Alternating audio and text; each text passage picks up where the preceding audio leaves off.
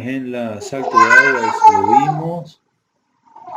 Reserva de energía de un embalse lo vimos. Presa dique, presa de gravedad. Eso también. En la página 23, canales de derivación, me parece que fue lo último. Página 23, el perfil, ¿lo vieron? Perfil de la presa, del dique. Sí. Lo que es salto, salto bruto, altura del salto, eso también. Sí, las fórmulas. ¿Eso le quedó claro? Sí, lo de las pérdidas. Saltos.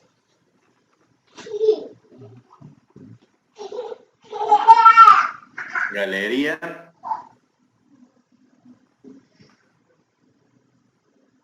Golpe de arete, ¿se parte también? No. No.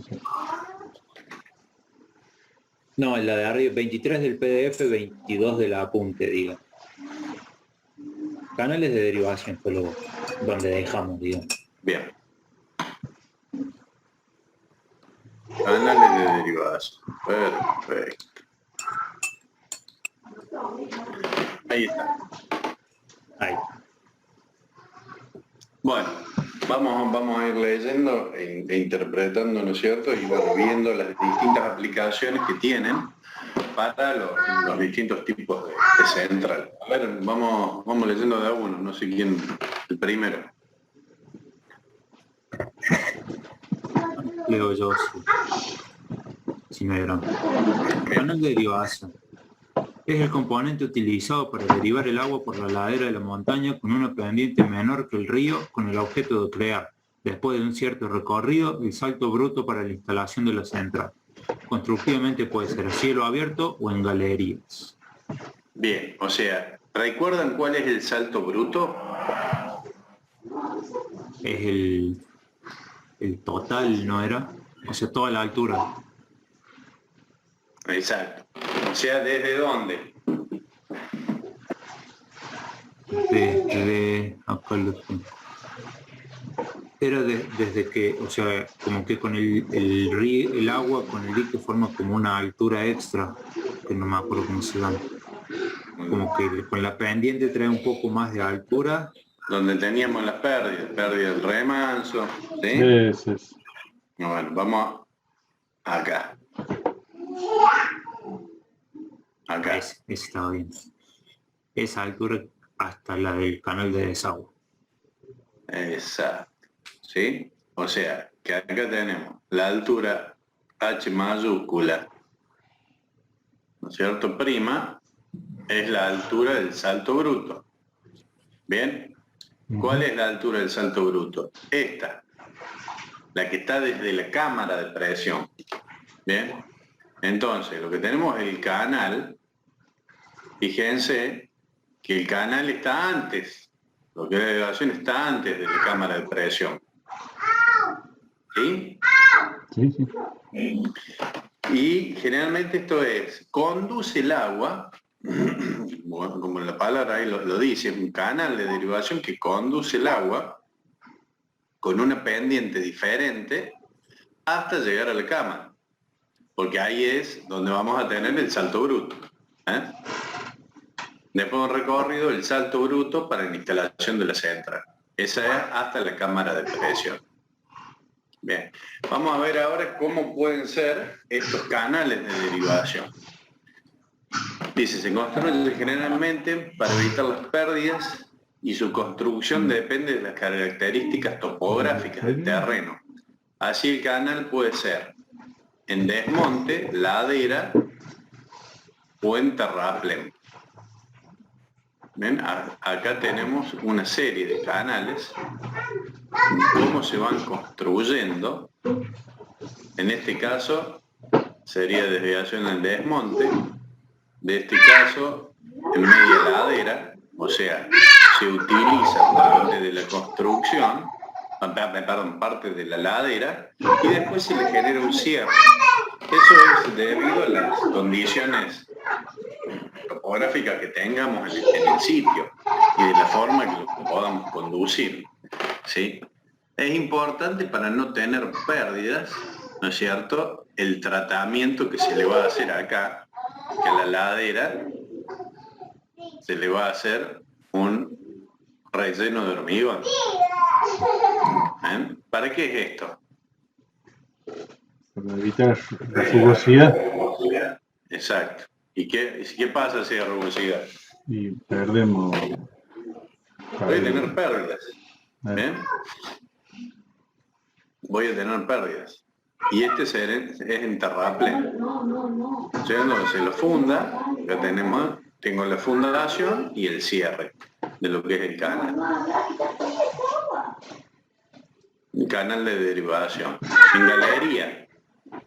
Acá, este es uno de los casos que tenemos, ¿no es cierto?, en la central de San Roque. En la central de San Roque tenemos desde el dique hasta la central. Primero hay una conducción que es a cielo abierto, después en galería. ¿Qué es en galería? Es una perforación por la montaña donde se le hace un hormigonado, ¿no es cierto?, a las paredes para matar esa rugosidad. Y en este caso debe tenerse en cuenta que no debe ser presurizada. De lo contrario, se computaría como cañería de presión y su uso es especial y se justifica en casos en que el trayecto va abriendo en las montañas. Es mucho más corto y siguiendo la ladera con un canal abierto. Dice, en todos los casos el orificio es cavado en la roca y revestido con hormigón de manera que se crea una superficie lisa disminuyendo las pérdidas de carga por rozamiento. ¿Bien? Entonces se reviste con hormigón. ¿Bien? Y miren cuál es la forma. Esto es cada tanto se le hace, o sea, se los vacía y se les hace que no estén erosionados ni nada, se repara y se vuelven a utilizar o no. A ver, debería hacerse. Generalmente, bueno, en el caso nuestro, desde la provincia de Córdoba, estas instalaciones, las centrales hidráulicas fueron cedidas a EPEC. ¿Sí? Primero eran de Agua Energía, fueron cedidas a EPEC. Y en el contrato de cesión, en la ley de cesión, se definió un límite que era el límite de jurisprudencia de la empresa y la provincia. Y ese límite son las válvulas preturbinas. Entonces, todo lo que es las instalaciones desde la toma de agua, conducción de agua, tanto canales de derivación, galerías, cámaras de presión, tubería forzada, hasta llegar a la máquina, hasta la válvula preturbina, son ámbito de la provincia. ¿Bien? Entonces, no en todos los casos se le hace un debido mantenimiento a estas instalaciones, que son instalaciones muy rústicas, tampoco requieren un mantenimiento tan exhaustivo, sino hay que ir teniendo un control de no tener fisuras. ¿Por qué? ¿Qué pasa? Si yo empiezo a tener fisuras en estas estructuras, puedo tener, si esto va más cerca de la central, que se empieza a filtrar el agua y meterse en las bases de las construcciones y generar algunos problemas estructurales se pueden dar, ¿sí? Entonces es necesario controlar eso. Hoy puntualmente nos está pasando en la central de Viña, que si bien es forzado, es una tubería forzada, en un primer tramo tiene una conducción, ¿no es cierto?, la conducción de agua, es roca con paredes revestidas de hormigón y después hay una transición que es entubado a acero. Entonces, esa transición intubado a acero se ve que está teniendo filtraciones, ha tenido una corrosión, proceso de corrosión o de erosión, y tiene filtraciones. Y esas filtraciones llegan hasta la central, porque se conducen por el mismo hormigón, ¿no es cierto? Y están llegando a la central. Eso es un problema real que tenemos hoy. ¿Sí? Entonces, hay que hacerle mantenimiento. Para esto, toda la instalación, lo primero que vos tenés que tener en perfectas condiciones son las compuertas de toma, de la obra de toma, porque si no, no puedo vaciar y no puedo inspeccionar. Y ahí empiezan los problemas. Las compuertas de toma o se han erosionado las recatas son las guías fijas, o se han erosionado las recatas, o las compuertas de toma, algunas compuertas son de madera y están ya con los años, la madera está podrida, tienen filtraciones, o los cables, o los dispositivos de izaje, o los sellos de las compuertas en otros casos. Entonces, bueno, son todas instalaciones que tienen que estar en perfectas condiciones para que vos puedas hacer un debido mantenimiento. ¿Bien? Son cosas que generalmente no se operan con frecuencia, con mucha frecuencia, entonces los estados, al menos de mantenimiento, no son los mejores. Pero sí, volviendo a la pregunta, se le deberían hacer revisiones periódicas para mantener el estado, no tener filtraciones, no tener desprendimientos de rocas, de pedazos de hormigón, de que queden la estructura de hierro a la vista porque se corroen los hierros y empiezan a perder resistencia a la estructura. ¿Sí? Es una serie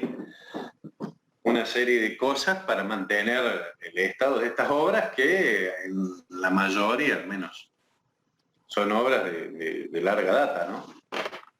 De larga data. Bueno, cámara de presión y chimenea de equilibrio. A uno que lea. Bueno, cámara de presión y chimenea de equilibrio. Una vez alcanzado el lugar próximo al emplazamiento de la central, se construye una cámara donde desemboca el canal, de la cual nace la tubería de presión y en la cual se instalan rejas de filtrado para evitar que piedras, troncos y cualquier otro objeto siga hacia la turbina provocando daños. Estas rejas son de vital importancia para la vida de la central. A su vez, esta cámara cumple con las funciones de chimenea de equilibrio y en algunos casos, esta es una instalación adicional. La función de este elemento es evitar los efectos del golpe de ariete en el túnel o canal en el que llega. Bien, bueno, a ver. Voy a dejar de compartir lo voy a compartir. A ver. Planos hidráulicas. Esquema.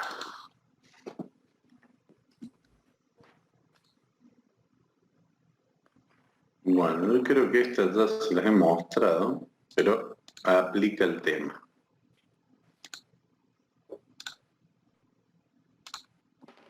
¿Están viendo? Sí. Sí. Bueno, este es el dique San Roque. ¿Sí? Este es el vertedero. ¿Qué es el vertedero? Un vertedero fijo. Embudo. ¿Sí? El embudo famoso. La canalización del vertedero viene hasta acá abajo a una válvula. ¿Bien? Sale por acá. Acá abajo tenemos los descargadores de fondo. Los descargadores de fondo son válvulas Howell, que se denominan, o válvulas de chorro hueco. ¿Qué es una válvula de chorro hueco? Generalmente se instalan o se utilizan en instalaciones de descargas de fondo, de medio fondo de los diques. ¿Cuál es su función? ¿No es cierto? ¿Y por qué tienen esa concepción desde el punto de vista de la ingeniería? ¿Qué es la famosa cola de novia? ¿Tienen idea? Era para que no... Bueno, Gabriel le ayuda a eso. Ah, No, que era para que no caiga el chorro de agua directo y erosiones, Claro. sino que Claro, o sea, ahí tenemos una energía importante, ¿no? En un chorro de agua, eso tenemos una energía importante. Imagínense un caudal, no sé, de un caño de, eh, a ver, 1000 milímetros, con una válvula, un chorro, una válvula que abre, erosiona, una altura de un salto, no sé, de 35 metros. Imagínense la energía que tenemos ahí. Entonces, por eso, ¿cómo es? Así, a grandes rasgos. Es como un La embudo, ¿no? válvula Un es cono. como una válvula de Como un admisión o difusor. de escape, como una válvula de admisión o de escape de un auto, Ujú. ¿sí? Bueno, imagínense que la válvula está horizontalmente. Y después yo tengo un cilindro que cierra contra esa válvula. ¿Bien? Entonces, cuando el cilindro se desplaza para atrás, el agua pega contra la válvula y se abre. ¿Bien? Se abre. Entonces eso disipa la energía y no cae focalizada en un punto que me produzca una gran erosión. Eso se llaman válvulas de chorro hueco. ¿Sí? Esa es la función. Bueno, estas son las válvulas de cargador de fondo. Esta es la obra de toma de la central. Bien. Acá están las compuertas, donde se maniobran las compuertas. Esto es una obra de toma, que ¿dónde está? Fíjense, acá viene el camino. Este sale para el camino para las 100 curvas hacia la derecha, y este es el camino que va para el lado de la calera. Sí. ¿Sí? Sí, sí. sí, Bueno, un poco más arriba, saliendo para el camino de las 100 curvas, está la casa de maniobra de la compuerta. La obra de toma es una obra que se construye a determinada altura. ¿Para qué? Para no chupar los barros de fondo, ¿sí? No chupar los barros o arena de fondo que me erosionaría parte de la cañería. ¿Bien? Y eso tiene unas rejas. Tiene unas rejas para que no ingresen a la instalación troncos o objetos extraños que pueden después terminar en la turbina. ¿Bien? Ujú. Bueno, este es el primer tramo que sale del dique.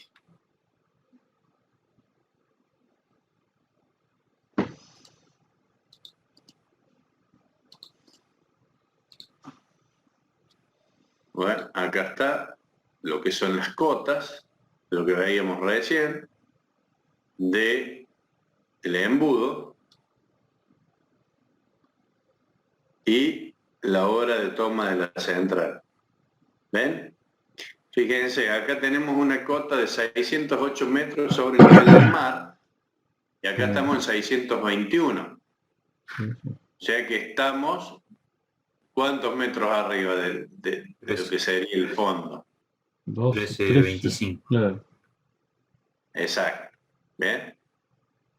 Esto por sedimento, lo que es el aluvión, por sedimento va subiendo.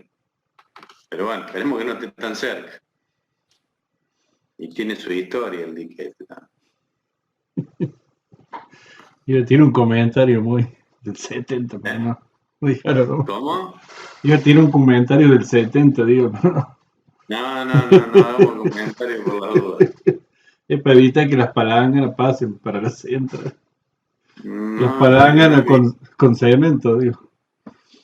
no hagamos comentarios. Bueno, acá, ¿no es cierto? Están las compuertas. Acá tenemos la toma, las compuertas, la conducción, el túnel. Este es un túnel, como el que veíamos, con revestimiento que es de la montaña, con revestimiento de hormigón. Y acá tenemos la chimenea de equilibrio. ¿Ven? Chimenea de equilibrio. Después está la casa de válvulas. Fíjense que acá tenemos la transición también, que acá empieza la tubería forzada. Donde tenemos la transición de lo que es una conducción un túnel revestido a ya entubado. En esta zona tenemos la transición. Fíjense que acá tenemos un muerto de hormigón. Bien, ¿para qué es este muerto de hormigón? Que es el vínculo fijo de esa instalación. Casa de válvulas, y acá empieza lo que es la tubería forzada, el pendiente hacia la central.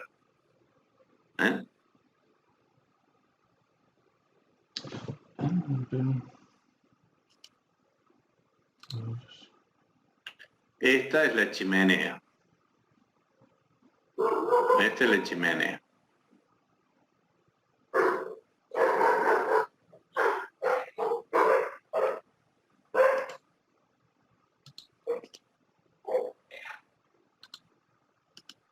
Una chimenea. Acá tenemos un corte. Lo que veíamos recién, la transición, la tubería embutida, el muerto de hormigón, la casa de válvula. Acá tenemos distintos macizos que son vínculos fijos, ¿sí? Y lo que es la tubería de la cañería forzada, la tubería forzada. En este caso es una tubería de acero a la vista, expuesta. ¿Bien? Hasta llegar a la central. Como ese, hasta este punto llega una sola cañería que es de 3.5, 3500, se divide en el muerto, en este muerto, donde está el pantalón, el primer pantalón, hasta la casa de válvulas. Acá en esta válvula tenemos dos válvulas del tipo mariposa. ¿Recuerdan cómo eran las válvulas del tipo mariposa? Que las había... Exacto, con contrapeso por una cuestión de seguridad. Cuando el contrapeso está arriba, cuando el contrapeso cae, la válvula se cierra, por una cuestión de seguridad. ¿Y cómo se abre? Con un sistema hidráulico. ¿Sí? Con el sistema hidráulico yo inyecto aceite a presión en un pistón, ¿bien? Y lo abro. Por cuestiones de seguridad, cuando dreno ese sistema hidráulico, el mismo peso lo cierra. Y tenemos dos tuberías. Vamos a bajar esto que me molesta acá. Dos tuberías y acá de vuelta los pantalones, otros dos pantalones, donde va a las 4 máquinas. ¿Bien? Bien. Bueno, ¿queda claro cómo es ese tipo de instalaciones? Sí, sí. Cuando dice contrapiso por seguridad, se refiere a las vibraciones que provoca esas aperturas, ¿no? Y cierres. ¿Cómo? No, contrapeso, porque el peso está arriba. Cuando vos perdes energía o algo que mantenga el sistema hidráulico, se empieza a bajar por seguridad. Ah, claro, es un peso que tiene como como una bieleta, ¿sí? Que tiene ese peso, con una palanca. ¿Bien? Entonces, cuando esté solidaria al eje, cuando la válvula abre, ese contrapeso queda arriba. Sí, cuando yo dejo de inyectarle aceite al pistón, es más, se lo dreno el pistón, que es un pistón de simple acción. ¿Qué es un pistón de simple acción? O un cilindro de simple acción. Que tiene presión en una sola dirección. Exactamente, que entra en una sola cámara. Entra en la cámara de abajo, levanta el pistón, la válvula, la abre. Y el contrapeso queda arriba. Si yo le saco la presión de aceite en esa cámara, el mismo peso del contrapeso va a hacer que el contrapeso caiga, y como es solidario al eje, la válvula se cierre. ¿Sí? Bien, gracias. Eso se llama falla-cierre. O sea, si falló algo, se cierra. Si deje de inyectarle aceite, se cierra. ¿Está claro? Perfecto. Sí, gracias. Bueno, y acá hay, ¿no es cierto?, distintas disposiciones de antecámaras de turbina. Acá esto puedo tener como un vertedero, ¿Bien? De cámara de presión.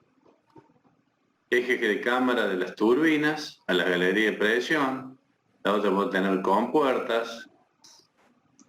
3 son rejillas. Estas rejillas son muy importantes. ¿Por qué? Si yo no tengo estas rejillas, toda la mugre que pueda venir por el canal, desprendimiento de partes del canal, de hormigón, de piedra, palo, maleza, que va arrastrando, más que todo cuando son canales, ¿sí? A cielo abierto, se van a la máquina y me pueden trabar el distribuidor o meterse entre los sellos de las turbinas, ¿sí?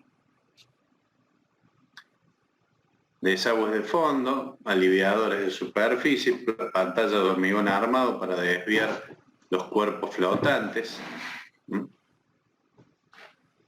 Bueno, golpe de ariete. A ver otro que lea. Antes de seguir, haremos una breve explicación de este fenómeno. En todo conducto por el cual circula un líquido, si se provoca una variación brusca de la velocidad, la masa en movimiento genera un esfuerzo, que se manifiesta como una presión sobre las paredes, y que se conoce como golpe de ariete. Esta sobrepresión se manifiesta como una onda de presión que se refleja desde el punto de cierre hacia atrás hasta encontrar un punto natural o artificial donde desgasta esa energía cinética. El valor de esa energía cinética está dado por la expresión tau, un medio m por la velocidad al cuadrado, ¿sale? Masa por velocidad al cuadrado. Un medio de la sección, longitud, lambda y g, que sería...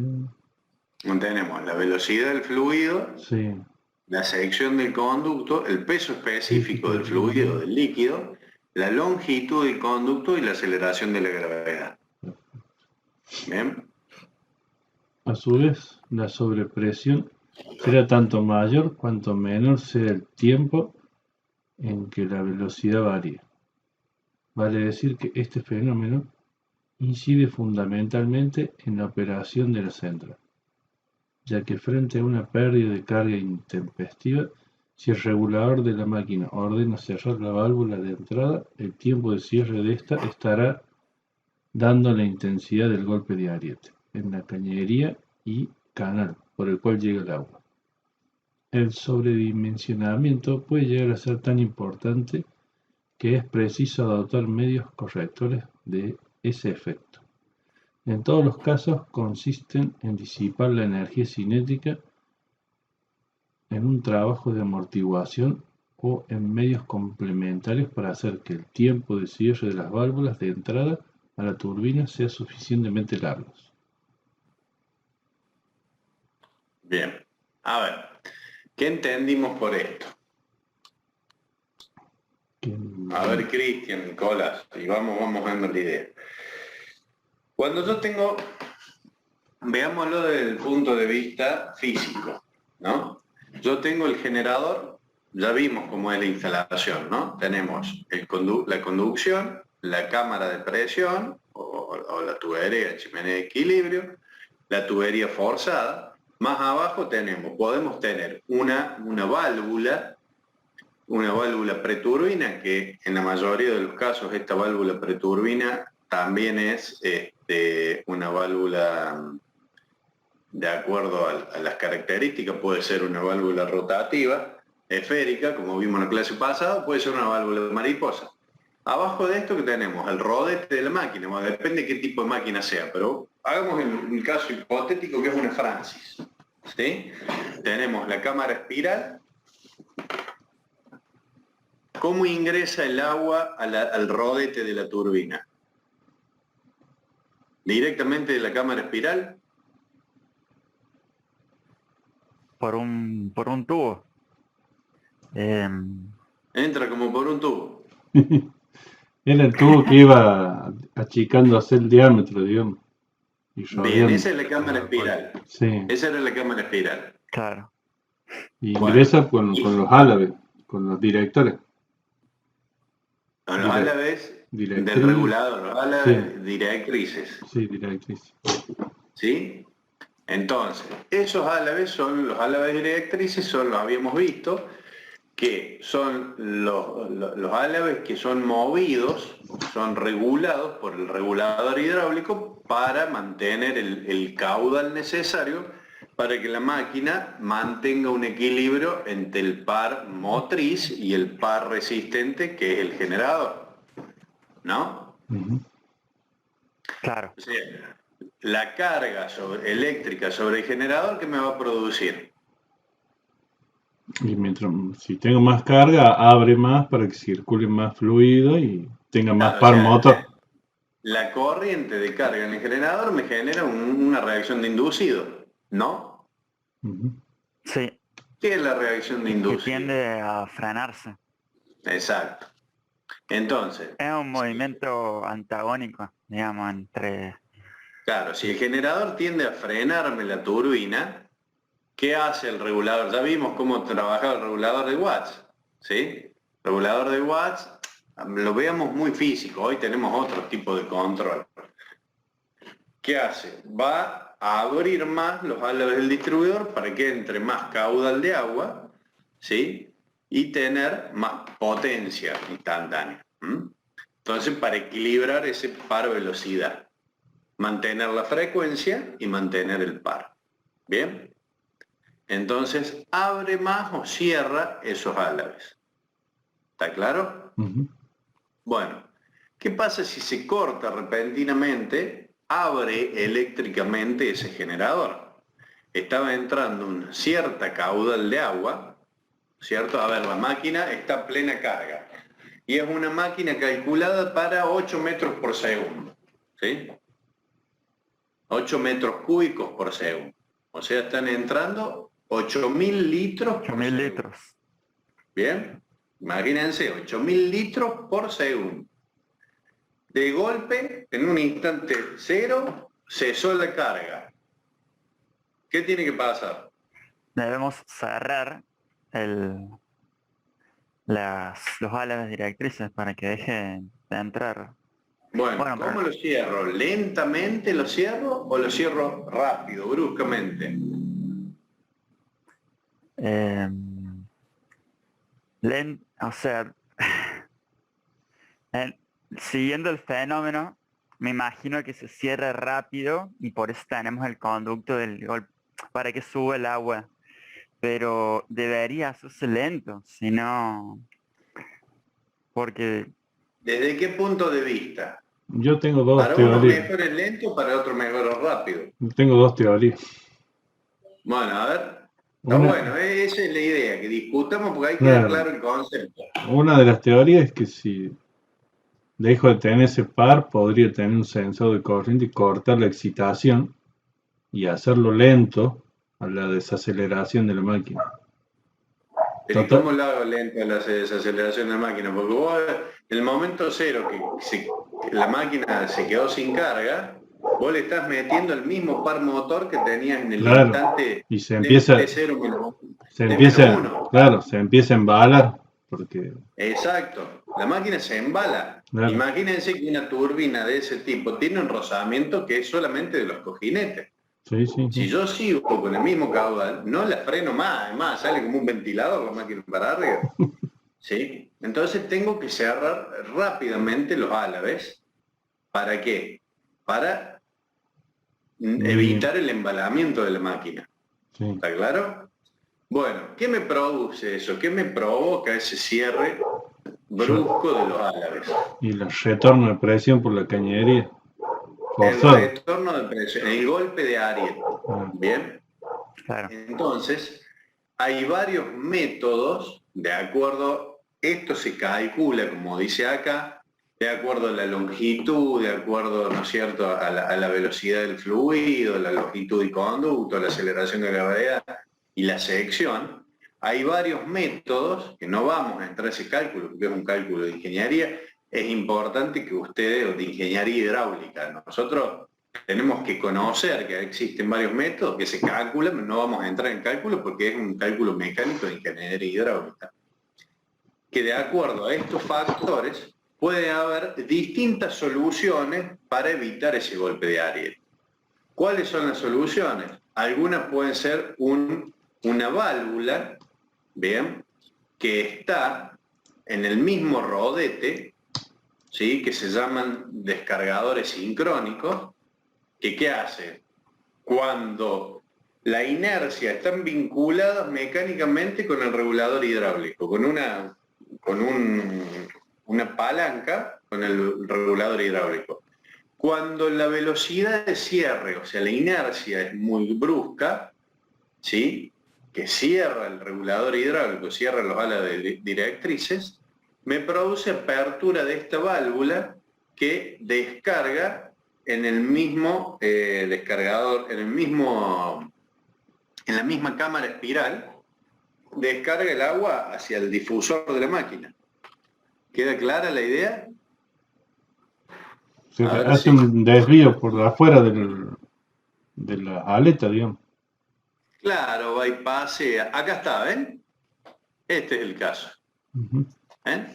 Viene acá, este era el caracol o la cámara espiral, y cuando cierran los álabes acá bruscamente, abre por acá y descarga toda esa presión por acá, ¿sí? Además está la chimenea de equilibrio. Esto también, entonces cuando se produce, ¿qué hace? El agua tiende a subir por acá y a esa energía liberar cinética la transforma en presión y se eleva ahí. Claro, y libera esa energía por acá. Hay varios métodos. Acá vamos a ver. Métodos para atenuar el golpe de Ariel. ¿Bien? ¿Queda claro? Sí, sí. O hay otros que se ponen válvulas en esta zona de la cañería, válvulas de alivio. Entonces, ¿por qué? Porque si yo en esa zona de la cañería llego a valores de presiones elevados, en una de esas tengo que sobredimensionar la cañería, pero voy a sobredimensionar toda esa cañería. ¿Qué es sobredimensionarla? Darle más espesor para que soporte esa presión que va a ser transitoria. Y eso es costo. ¿Bien? Entonces, yo utilizando estos métodos, ¿sí?, que pueden... A ver, ¿yo elijo cuál método el que más me guste? No, depende del cálculo, ¿no? Exactamente, depende del cálculo.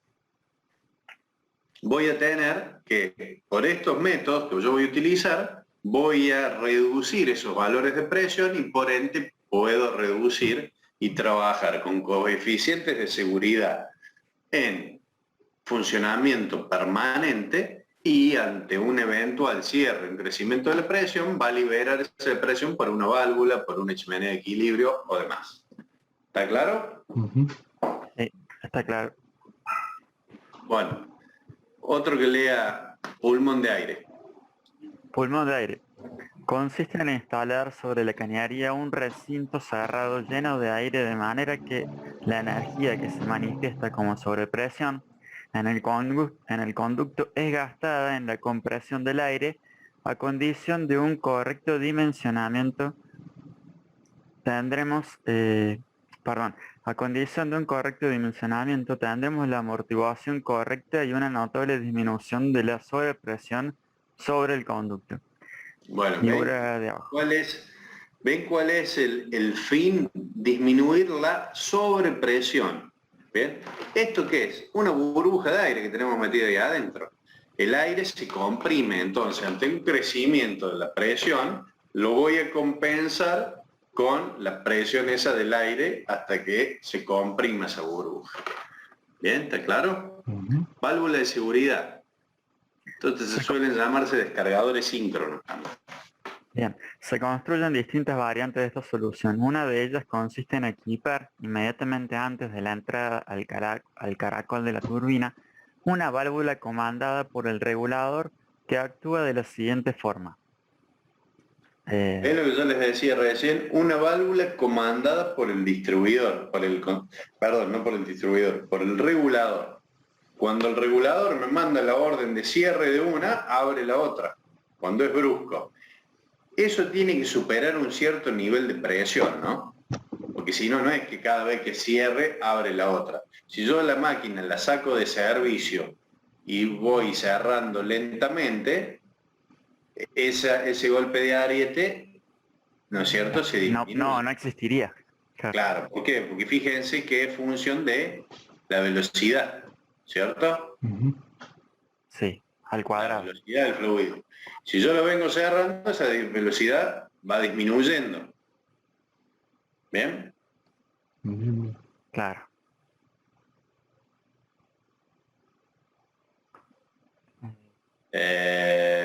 Bueno, sigamos.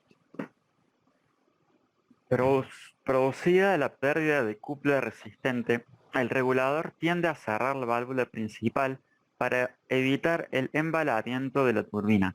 Pero si ello se realiza bruscamente, como lo exige la turbina, provoca un golpe de ariete muy elevado en el conducto. Entonces, el conjunto responde de inmediato abriendo la válvula de seguridad, con lo que el agua deja de accionar la turbina y luego lentamente se cierra la válvula principal, de forma que el golpe de ariete sobre presión se mantiene durante todo el tiempo de cierre por debajo de los valores de dimensionamiento. Conceptualmente vuelvo a lo mismo, muchachos. ¿Cuál es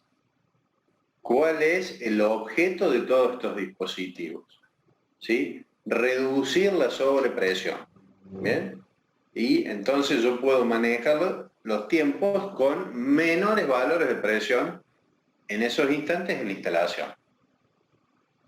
Sí, Bien. sigamos. Una variante consiste en instalar una válvula de alivio antes de la principal, tal como ilustra la figura 837. En este caso, la actuación de la misma no es comandada por el regulador, sino por la misma sobrepresión. La actuación es menos confiable por el gran tamaño de la válvula, lo que le quita sensibilidad al conjunto. ¿Ven? ¿Cómo funciona esta? En la misma cañería yo le pongo como un cilindro acá. Cuando aumenta la presión acá, ¿ven? Cuando aumenta la presión se ejerce sobre este émbolo que permanentemente está tapada. ¿Ven? La presión se ejerce sobre este émbolo. Acá tengo un punto fijo. Esto se eleva, este punto se eleva, se abre acá y drena por ahí. ¿A dónde drena? La válvula de alivio y al difusor de la máquina directamente, como le bypassea la turbina. ¿Bien? Sigamos. Para las turbinas Pelton, en las cuales el ingreso del agua a la rueda motriz se hace por medio de un chorro de alta presión, se sustituye esta válvula por una pantalla deflectora que se interpone entre el chorro y la rueda.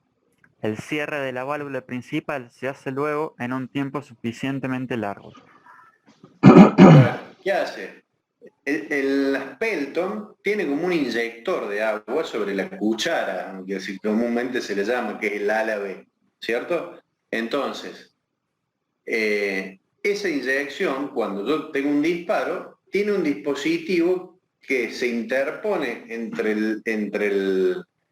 la cuchara y el inyector. ¿Y qué hace? Cambia el flujo de agua, cambia el sentido, en vez de impactar en la cuchara, sale hacia otro lado. Entonces deja de impactar en la cuchara y deja de generar la acción. ¿Sí? Chimenea de equilibrio. Vamos a... Ok. Y si no se me va a cansar, Cristian. Chimenea de equilibrio. Lo voy a leer ahí porque el apunte nuestro se ve medio mal. Chimenea de equilibrio. Para cañerías o túneles de poca pendiente, la solución más difundida consiste en la construcción de una chimenea de expansión al extremo del conducto a proteger. Frente a una variación brusca y al producirse un golpe de ariete, toda la energía resulta absorbida por el gasto que introduce la elevación de una masa de agua dentro de la chimenea. La gran ventaja de este sistema radica en que, como el golpe de ariete puede producirse tanto para cierre como la apertura brusca, alfa o alfa prima, la chimenea es igualmente eficaz, mientras que los sistemas anteriores tienen dificultades para resolver el caso de la apertura rápida. Bueno, en el caso de la apertura rápida voy a necesitar un pulmón, ¿no? Entonces ahí la chimenea de equilibrio me sirve. Bien, en un caso sube y en el otro caso se deprime. ¿Ah? Y acá ya nos empieza a dar conceptualmente algunas ideas. Dice, para cañería o túneles de poca pendiente, la solución más es la chimenea de equilibrio. Fíjense dónde está la chimenea. Coincide con lo que vimos recién en el caso San Roque, ¿no?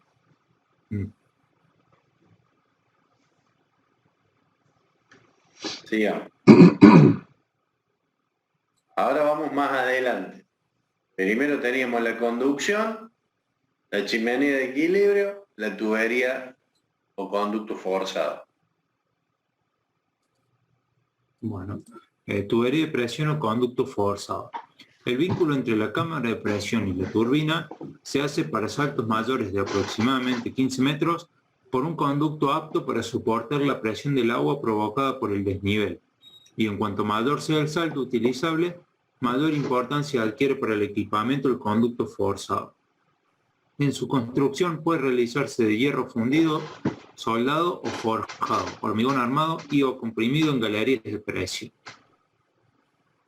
De hierro se construyen por secciones que van unidas en alma, ya sea por roblonado o soldadas como la presión hidrostática es decreciente con la altura con respecto a la turbina, generalmente se construyen en espesores variables por razones de economía.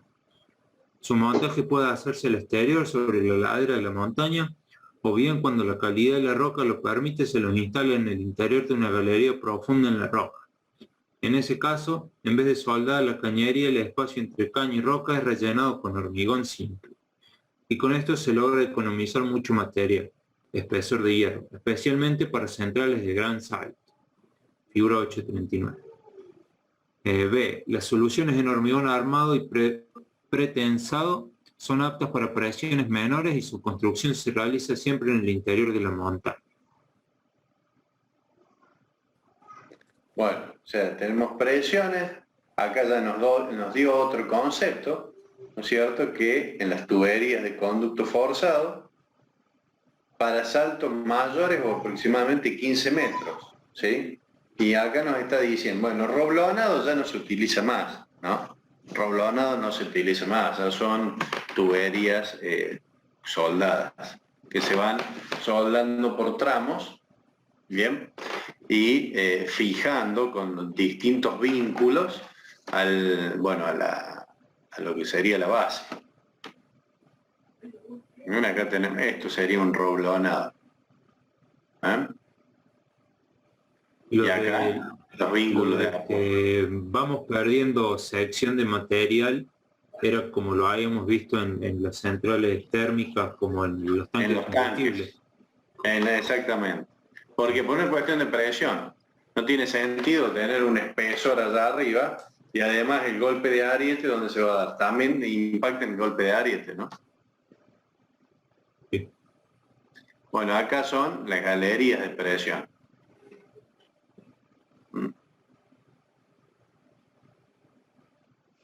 Sala de máquinas. Ahí voy. Gabriel. Sí, sala de máquina. Incluimos en esta denominación genérica al conjunto de construcciones civiles destinadas a alojar la maquinaria, así como las válvulas y compuertas para gobernar el funcionamiento de las turbinas. Existe una variada cantidad de disposiciones constructivas, lo que hace dificultoso intentar un agrupamiento coherente. No obstante, en una primera clasificación podemos decir que las salas de máquinas pueden ser exteriores y subterráneas. Tipo exterior. En general se trata de una construcción amplia que permite alojar la maquinaria. Su tamaño depende del tipo de máquinas y su disposición, eje vertical o horizontal, lo que condiciona especialmente la altura de la obra civil. En general, las centrales equipadas con turbinas Kaplan a eje vertical, por su bajo número de revoluciones, posee alternadores de un gran número de poros, lo que hace que el conjunto mecánico sea de importantes dimensiones, lo que obliga a instalar puentes grúas de alta capacidad. Para las centrales de baja caída, La sala de máquinas forma parte de la presa y constituye un solo conjunto de obra, llegando inclusive a hacerse imperceptible la diferenciación entre un componente y otro. Un caso interesante es de las centrales equipadas con turbinas Kaplan o eje horizontal llamada grupos bulbo, que por su disposición, se verá al tratar este tipo de turbina, hace que la sala de máquinas se vea sensiblemente reducida. Tipo subterráneo. Este tipo de sala de máquinas se emplea generalmente en los casos de centrales de gran salto en los que la construcción de la cañería forzada con tubos de hierro anclados en las rocas resulta la solución más económica. Entonces, para hacer más simple la vinculación de la cañería con la sala de máquinas, se adopta este tipo constructivo, que consiste en excavar la sala de máquinas en el interior de la montaña. Esta alternativa, no muy frecuentemente utilizada en centrales convencionales, resulta prácticamente la única solución para centrales de bombeo donde la necesidad de bombear dos desniveles artificiales y para tener altura de aspiración positiva en las bombas obliga a construir la sala de máquinas en este tipo casi exclusivamente. En este caso de central subterránea, los problemas de tipo ambiental deben ser muy bien resueltos, ya que para el personal que trabaja en este tipo de centrales puede llegar a constituirse en una seria dificultad el permanente encierro en las profundidades. Los costos de crear condiciones ambientales favorables suelen encarecer notablemente este tipo constructivo. Bueno, entonces de tipo exterior y tipo subterráneo. Básicamente las de tipo subterránea son como las que poseemos nosotros en la provincia también, que es la central de Río Grande, que acá lo indica porque es yo para utilizar la máquina como generador y como bomba tengo que tener una presión en la succión, Claro. ¿sí? Entonces por eso tienen que estar en desnivel, ¿bien? En desnivel respecto de el dique inferior, que sería. Acá en la central de Río Grande tenemos un dique superior y un dique, un embalse superior y un embalse inferior. Cuando genera como generador, o sea, cuando funciona como generador, turbina el agua en el sentido embalse superior hacia el embalse inferior. Y cuando trabaja como bomba, ¿no es cierto?, bombea el agua desde el embalse inferior, que es Arroyo Corto, hacia Río Grande.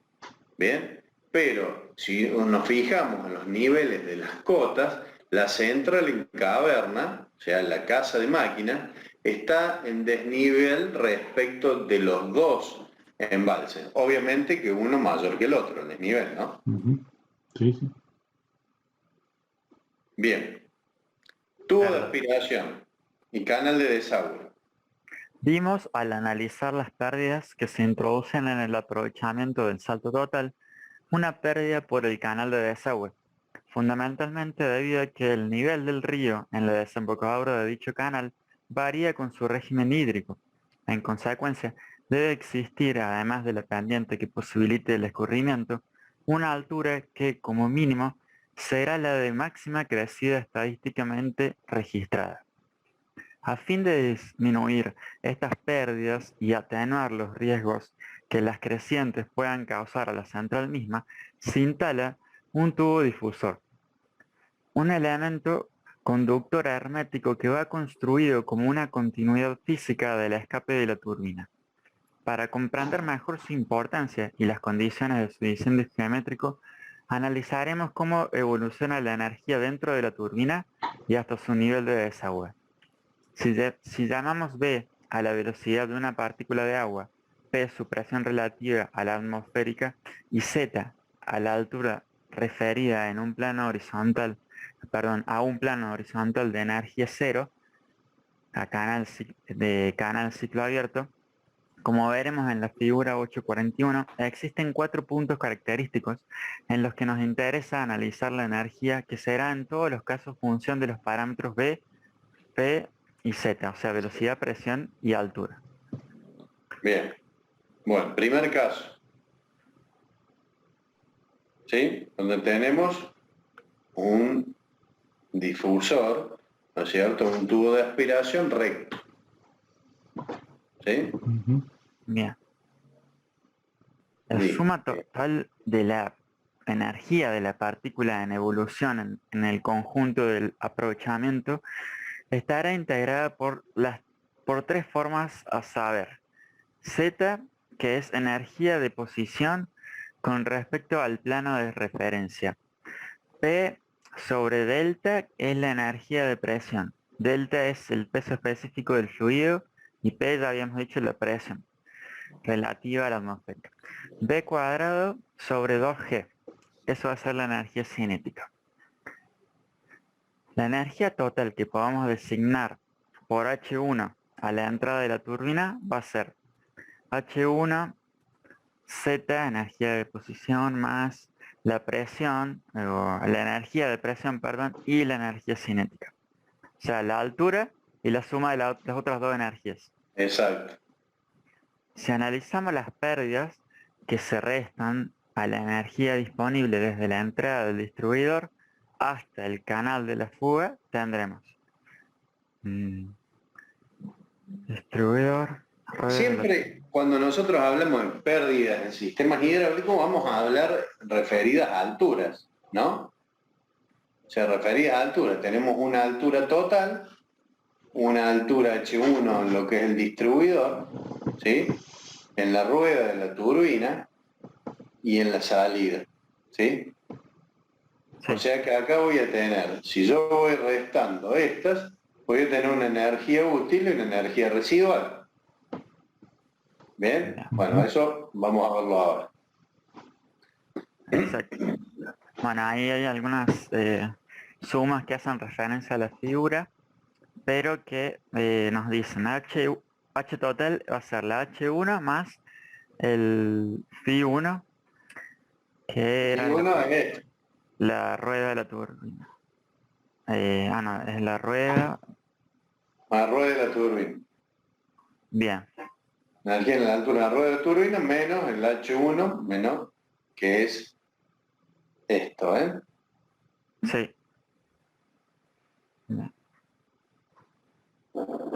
Bien. Phi1 más Phi2 son las pérdidas internas por el distribuidor, puede ser que sea profe, por el distribuidor y por la rueda. Sí, la salida, no, la rueda y la salida. Bien. Y Phi las pérdidas externas. Entonces la altura útil va a ser la H total menos las pérdidas internas menos la altura de la salida. Pérdidas internas menos pérdidas externas. Pérdidas internas menos pérdidas externas.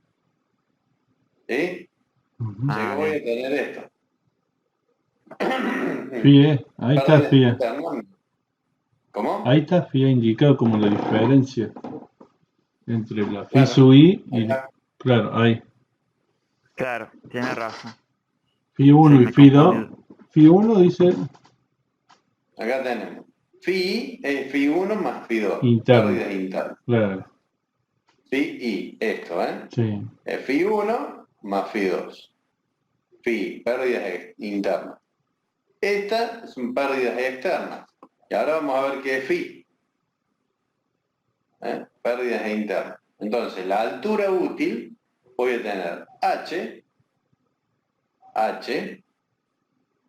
¿sí? Menos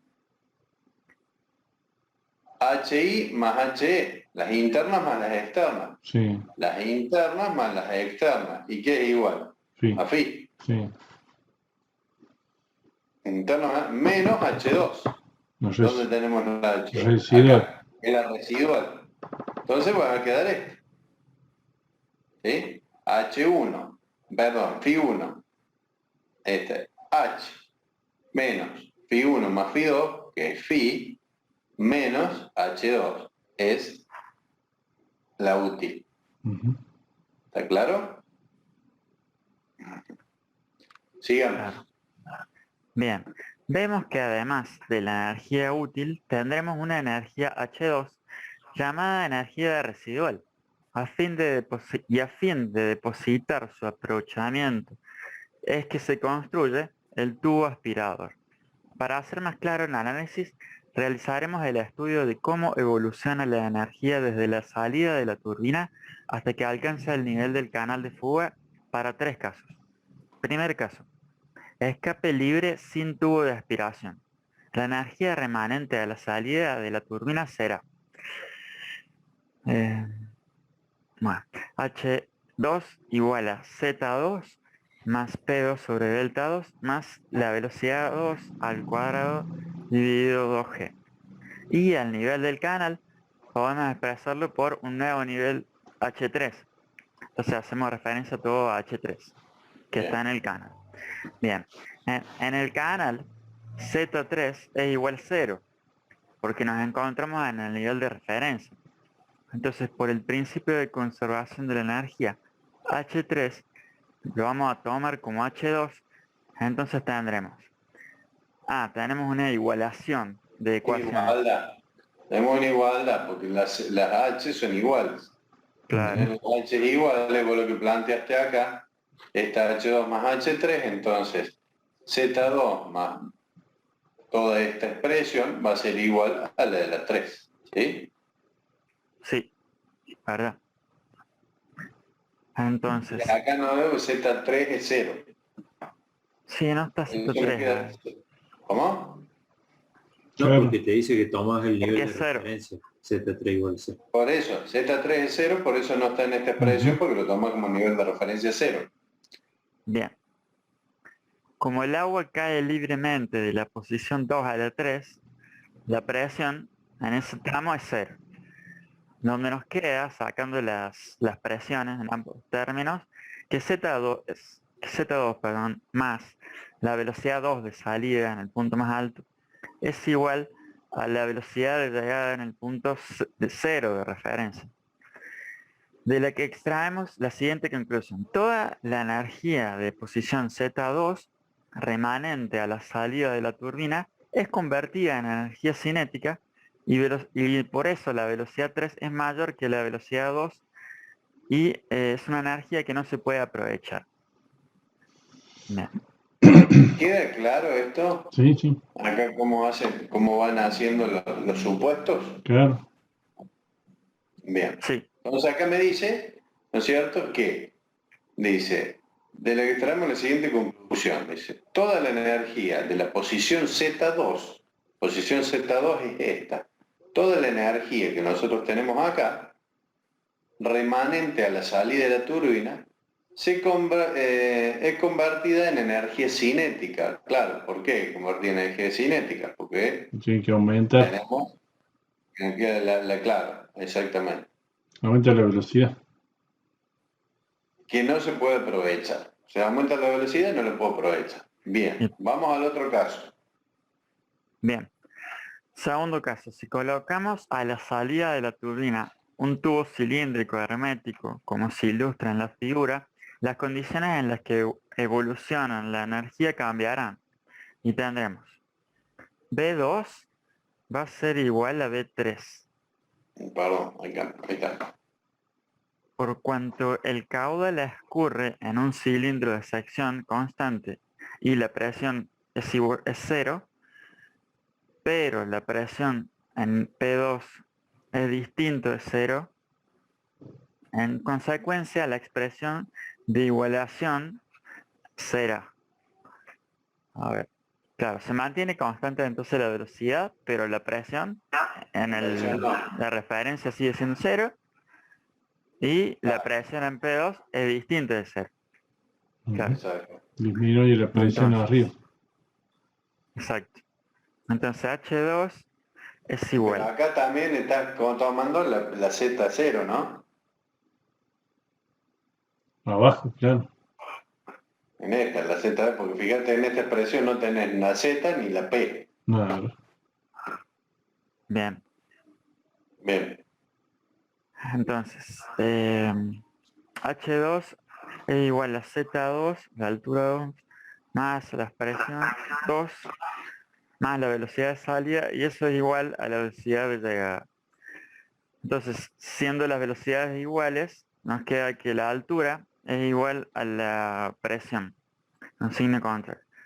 Bien, vale decir que la presión del agua a la salida se hace negativa y actúa como un elemento aspirador a la salida de la turbina.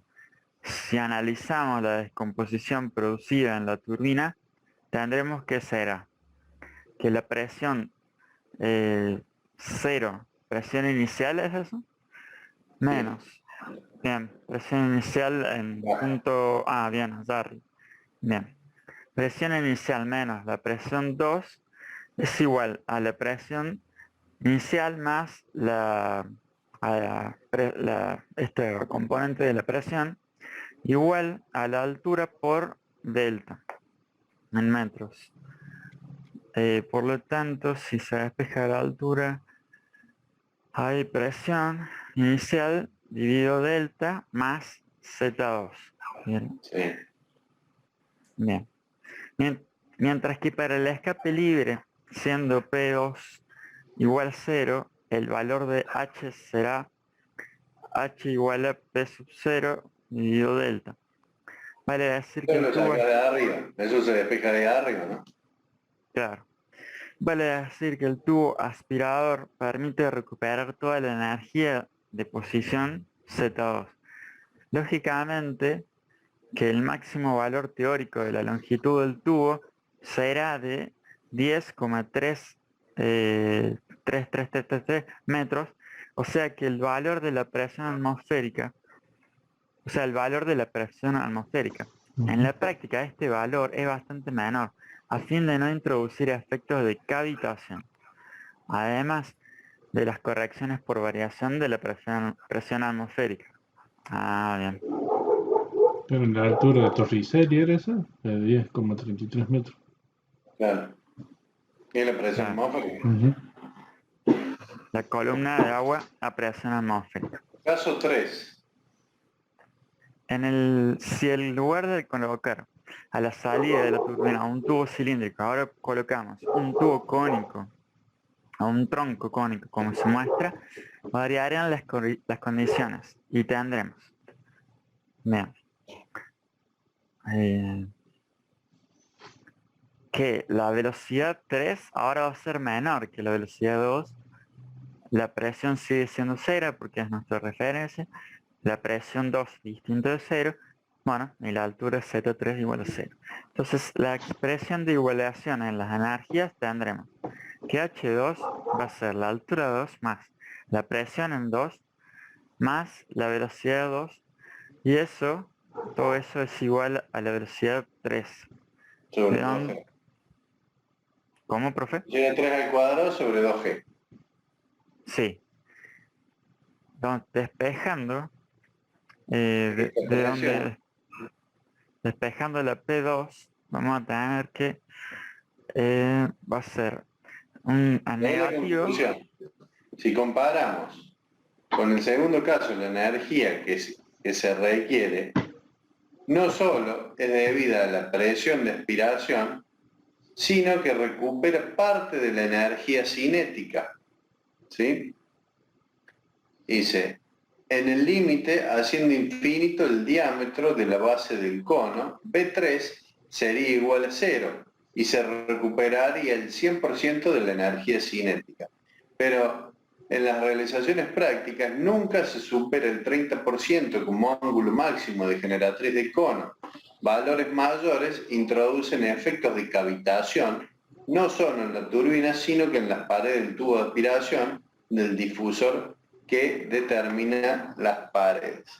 Entonces, este es el caso práctico, ¿no es cierto?, más utilizado, porque se recupera esa energía cinética y se tiene una aspiración. Por eso se le llama un tubo de aspiración, ¿no? Pero no debo superar el 30%. 30 grados de ángulo.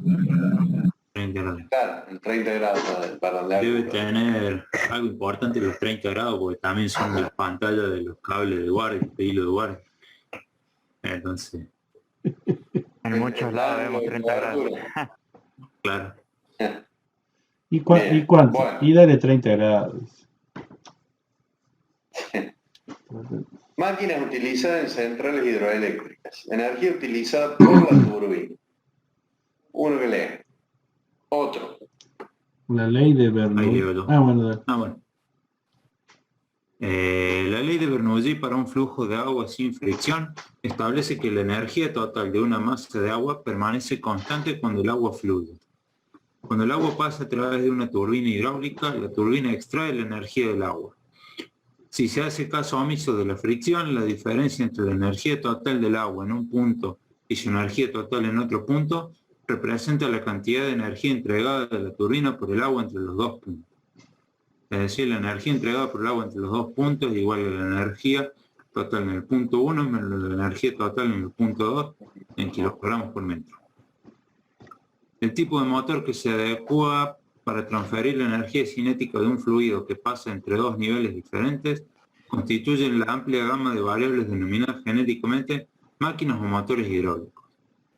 Se ven en la histórica rueda hidráulica hasta las modernas turbinas Pelton, Francis y Kaplan. El principio del cual se basa en su funcionamiento no difiere de lo conocido para otros tipos de turbinas ya estudiadas, vapor o gas. Vale decir que las mismas pueden ser de acción o reacción según sea el movimiento relativo a la vena líquida y si se produce un cambio de dirección o no en la circulación de la misma. Bien, esto es importante. Acción y reacción. ¿Tienen claro ustedes cuál es la de acción y la reacción?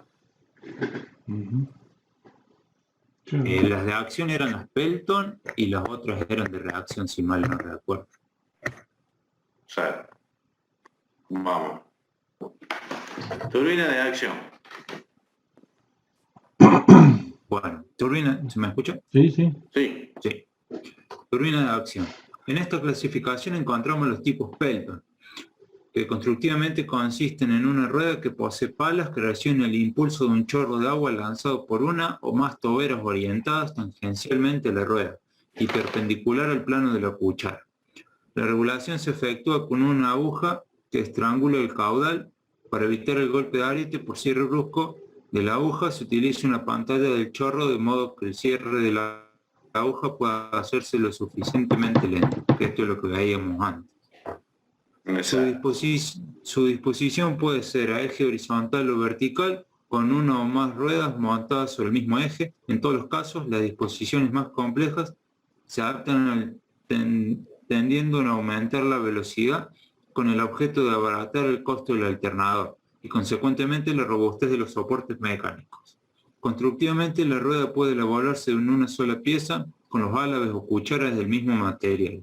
Para grupos de gran potencia y sometidos a importantes presiones, resulta de interés construir las ruedas con los álabes postizos de material más resistente y como es la única pieza sujeta a erosión o cavitación, en caso de deterioro pueden cambiarse los álabes a un costo más reducido, muy reducido. Ahí ya pasamos a algo. Turbinas de reacción. Bueno, turbinas de reacción. Turbina Francis. La rueda móvil Francis está constituida por álabes o paletas solidarias a dos llantas que además de solidarizarlas, crean la hermeticidad en ambos extremos. El conjunto se completa con una cámara de descarga o caracol que permite alimentar en todo el perímetro a la rueda. La regulación de caudal se realiza con los álabes directrices, que pueden variar su apertura y por consiguiente el caudal de agua que ingresa. El conjunto se completa con el tubo de aspiración, cuya importancia ya hemos analizado. La turbina Francis puede ser de eje vertical o horizontal. La disposición vertical es muy utilizada porque permite una sala de máquinas de menor superficie, aunque de mayor altura. Los conductos forzados son de más simple desarrollo dentro del conjunto. Alguna dificultad que crea es el hecho de poseer un cojinete de apoyo común a la turbina y al alternador. Disposición constructiva que otorga importancia primordial a este cojinete que debe soportar por sí solo todo el peso de la parte móvil, siendo el resto de los cojinetes simplemente de guía. ¿Cómo se llama ese cojinete? Lo vimos. Ah, qué problema. Bueno, la acción era estará hecha en la lista esa. ¿Cómo está la máquina? Vertical. ¿De dónde se agarra la máquina? Colgada. Sí, ¿de dónde se agarra? de arriba. Por eso, ¿cómo se llama el cojinete? Suspensión. No. Exacto, el cojinete, ¿dónde dice? No dice. Le atiné, dijo. Cojinete de suspensión, exactamente. Kaplan. Turbina Kaplan. Otra variante de las turbinas de reacción son las Kaplan, adaptadas a pequeños saltos menores de 30 metros, utilizadas para equipar centrales a filo de agua o no regularizadas. Por sus características de trabajar con grandes caudales, son muy sensibles a las variaciones de nivel en su rendimiento. En las variaciones de nivel en su rendimiento, de allí que la construcción de esta turbina se destaque fundamentalmente por el hecho de que son álabes orientables, lo que permite corregir el ángulo de incidencia del flujo de agua, obteniendo el rendimiento óptimo para cada salto bruto. Sin embargo, en general, de bajo número de revoluciones, lo que ha unido a la complejidad de la rueda, dado que la modificación del ángulo de las palas exige llevar a los comandos por el interior del eje, y todo ello hace que las dificultades del peso del conjunto turbina-alternador sean considerables, especialmente por el conjunto del soporte. La turbina Kaplan de eje horizontal la analizaremos Un segundito, muchachos, un segundito.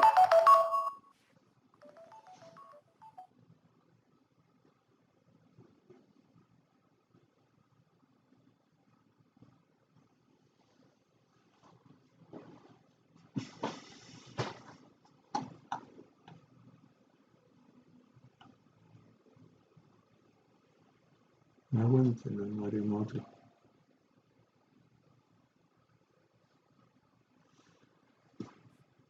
¿Cómo? ¿A qué hora? Ahí mandé un videito del grupo de golpe de ariete que se ve en cámara lenta. Ah, está bien. Sí, ahí me fijo. A ver.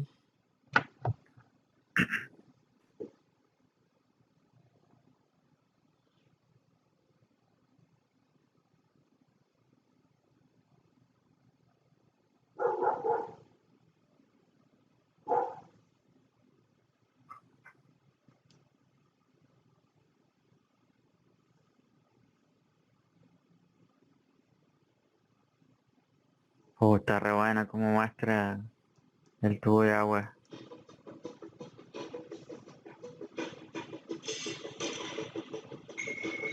The water hammer effect. What is really happening during water hammer effect? The following pictures are taken with a high-speed camera with 1000 frames per second.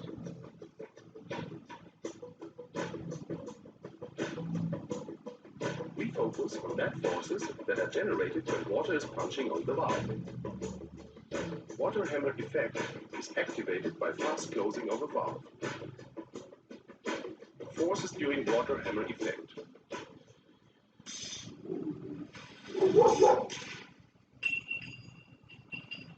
In proper speed, these effects are not visible to the naked eye.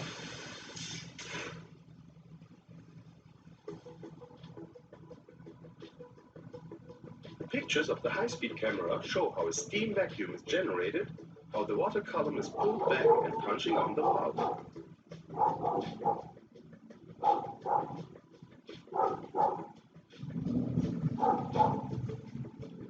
Consequences of water hammer effect.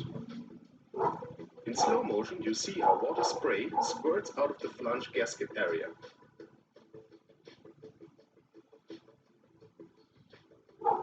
The studs are stretched, and at the same time the whole construction is spoiled with a deflection of 15 millimeters. The forces. Vacuum is generated and pulls the water column back with a vacuum pressure of 0.1 to 0.2 bar.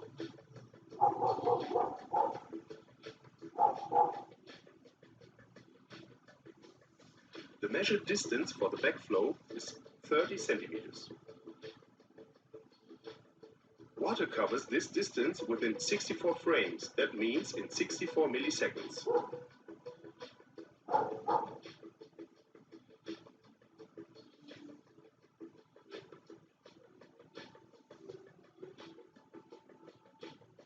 "30 centimeters comply 4.7 meters per second or 17 kilometers per hour. This is comparable to the speed of a cyclist. Now steam bubbles are decomposed and deceleration begins.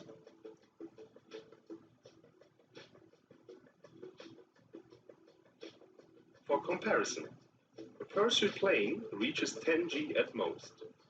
In an accident, deceleration is 50 G at most. Within 8 milliseconds, the speed of the water is dropping to zero. In this time, you cannot see any vacuum bubbles. That corresponds to an acceleration of 586 meters per square seconds, or 59.7 G. During the deceleration, there is a force of 29,300 Newton on a surface of 50 square centimeters. This is a pressure of 58.6 bar.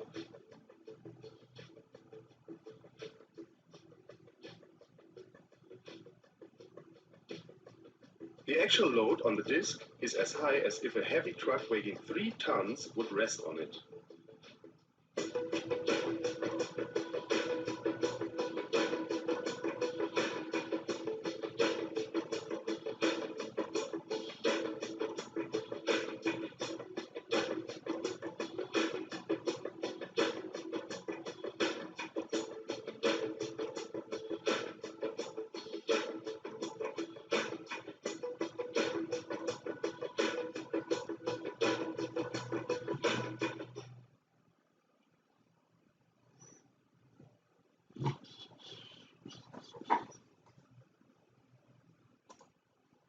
¿Sí, muchachos? Bueno, Ahí que mandé, le comentaba a los chicos del grupo un videito de cómo, del golpe de ariete en cámara lenta.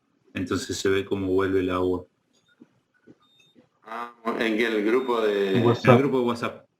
Ah, mirándolo. De una rejilla en un canal de agua. Donde se muestra el antes y el después de la rejilla, que es monstruoso.